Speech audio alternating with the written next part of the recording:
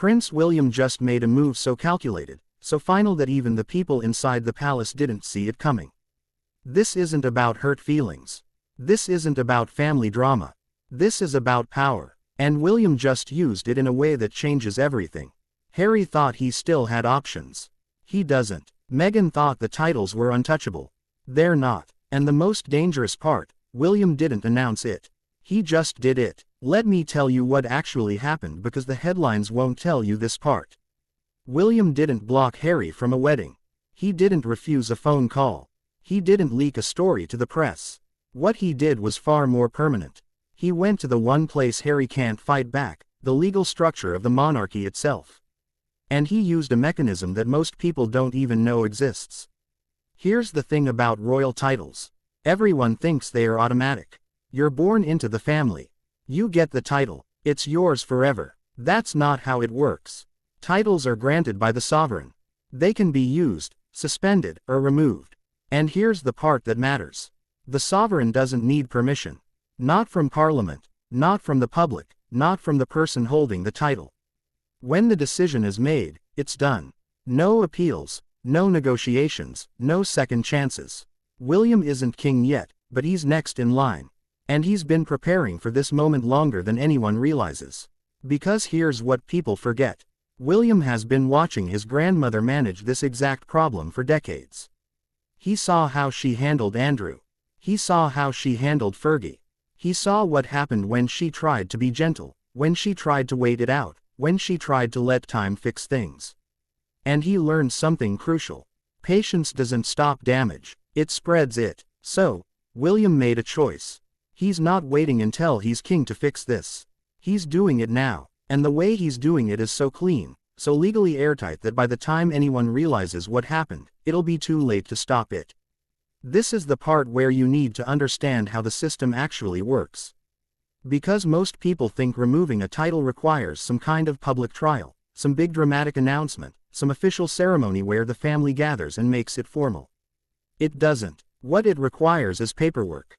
Quiet, boring official paperwork that moves through channels most people have never heard of. The Lord Chamberlain's office, the College of Arms, the Privy Council. These aren't places that make headlines. They're places where decisions get written into law without anyone noticing until it's already finished. And that's exactly where William has been operating.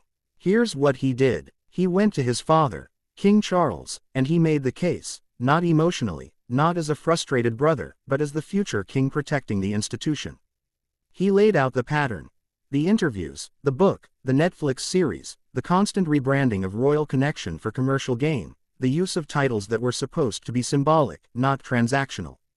And then he said the one thing Charles couldn't argue with. If we don't stop this now, it never stops. Charles has always been the soft one, the one who believes in reconciliation, in second chances, in keeping the family together no matter what. But William didn't ask for his father's emotions. He asked for his authority. And Charles, whether he wanted to or not, gave it.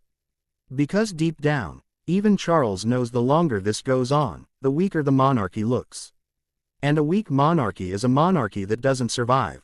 So the process started not publicly, not loudly, just legally. The language is technical. The precedent is old. The authority is absolute. What William is doing isn't dramatic. It's surgical. He's not stripping Harry and Meghan of their titles in some loud public confrontation. He's making sure that when the moment comes, the infrastructure is already in place, the decision already made, the outcome already locked in. And here's the part that makes this different from anything that's happened before.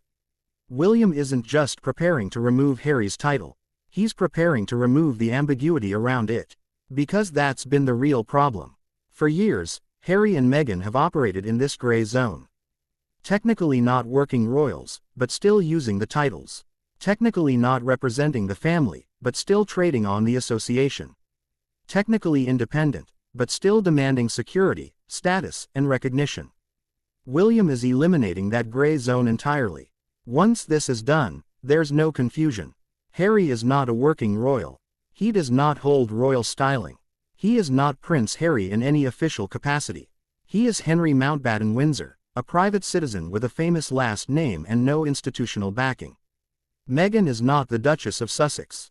She is Mrs. Mountbatten Windsor. No HRH, no royal authority, no access. And the children, that's where this gets even more calculated because William isn't just thinking about Harry and Meghan.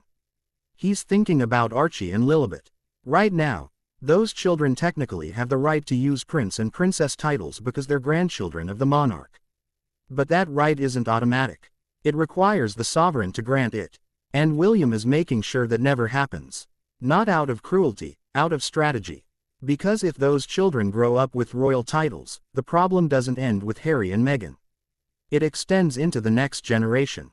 And William has spent his entire life watching what happens when too many people have royal status without royal responsibility. It creates chaos. It creates scandals. It creates people like Andrew, people like Fergie, people who use the institution for personal gain and leave the mess for everyone else to clean up. So William made a decision. That pattern ends with him. No more people trading on royal connection without serving the crown. No more people using titles as brands. No more ambiguity about who's in and who's out. When he becomes king, the structure will be clear. If you work, you have status. If you don't, you don't. And that rule applies to everyone, even his own children. That's the part that makes this impossible to dismiss as petty because William isn't just enforcing this rule on Harry. He's enforcing it on Charlotte and Louis, too. If they don't become working royals, they won't keep their titles. No automatic HRH, no guaranteed place, no protection from the consequences of their choices. And that decision, more than anything else, proves that this isn't personal. It's institutional. But here's where the real brilliance of William's strategy shows up. He didn't make this decision in a vacuum. He made it in coordination with the one group of people who actually have the power to challenge the monarchy if they wanted to, Parliament. Because here's the uncomfortable truth that most people don't talk about. The British monarchy exists because Parliament allows it to exist. If Parliament decides the crown is a problem, they can end it. William knows this. He's studied history. He knows what happened to monarchies that lost public trust, that looked corrupt, bloated, or self-serving, that protected the wrong people for too long. So, William made sure that when he acts, Parliament sees it as house cleaning, not persecution. He made sure that when titles are removed, it looks like accountability, not revenge.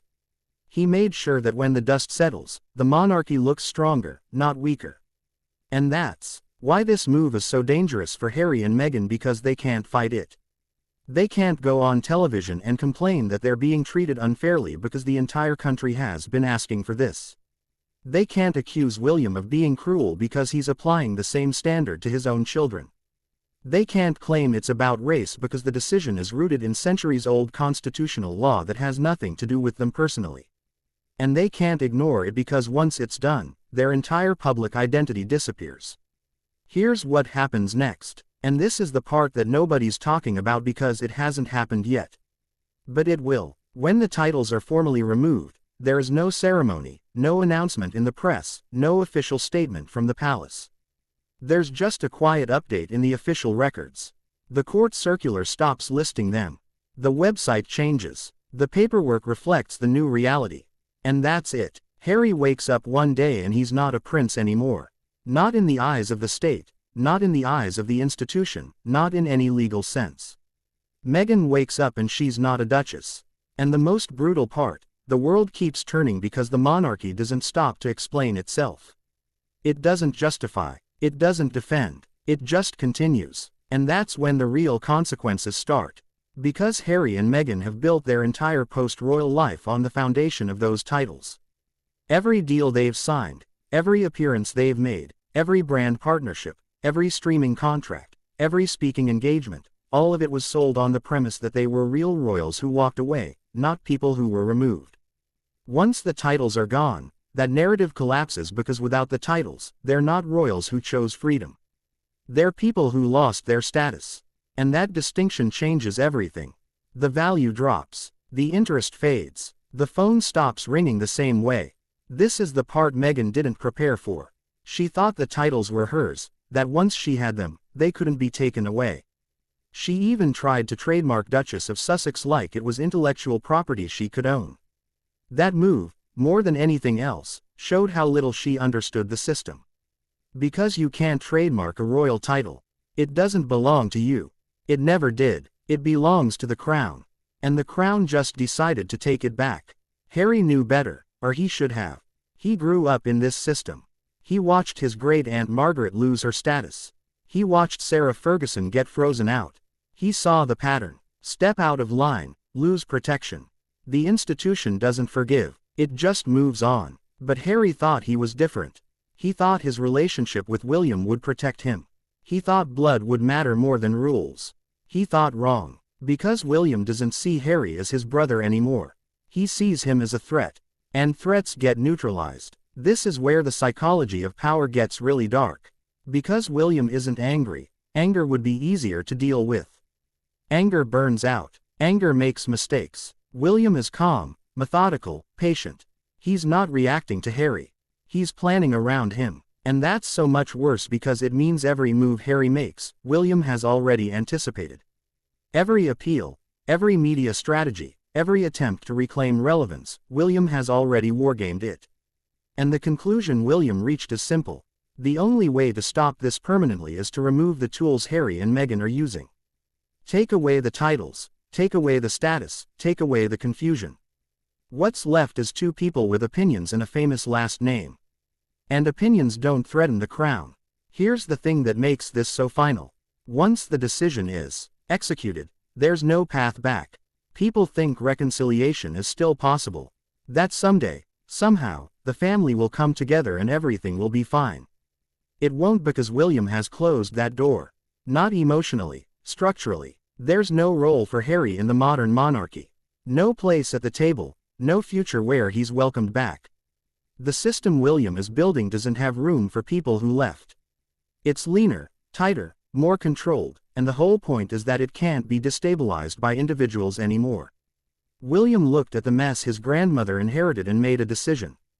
This ends with me. No more hangers-on. No more people who want the perks without the responsibility. The next generation of royalty is going to be small, disciplined, and impossible to exploit. And if that means cutting off his own brother permanently, so be it. Because William has already made peace with being the villain. He knows his job isn't to be liked.